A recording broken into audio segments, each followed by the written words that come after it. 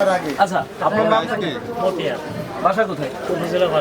আচ্ছা, আজকে এখানে আপনারা মানে গরুর এই মানে মাংসের ব্যবসা কতদিন ধরে করেন?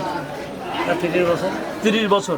এইভাবে 30 বছর ধরে কি বকনার গরুর মাংস আইডিয়া বলে বিক্রি করেন? না, যা জমিতে তাই বলি। আমার কাছে আজকে বিক্রি করলেন কেন? আপনার ছেলে ভুল করেছে তাহলে ভুল করেছে, তাহলে এখন আপনি কি শাস্তি দিবেন? কি শাস্তি দিবেন? আছে আমি যা জমিতে পাবে তাই বলবো।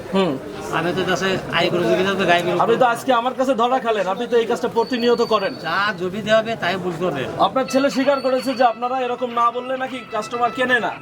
না, অনেক এইভাবে আপনারা বিক্রি করেন কেন? অনেকে আমরা এখানে অনেক কথা আজকে আপনার কাছ থেকে আমি নিছি, আমি আপনার সাথে কথা বলতেছি।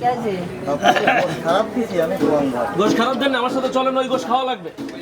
কি বলছি আমার সাথে যাওয়া লাগবে, আপনারও যাওয়া লাগবে। এক পিস ভেজালো না, আপনি বাদ দিয়ে তাও ব্যাগে আপনার আমার সাথে যাওয়া লাগবে, চলেন। নিয়ে আসবো কি জন্য? আমি রান্না করেছি, আমি রান্না করতে নিয়ে আসবো, আমার সাথে চলেন। বাকি দিছো কয় টাকা নিলেন জানো ভাই?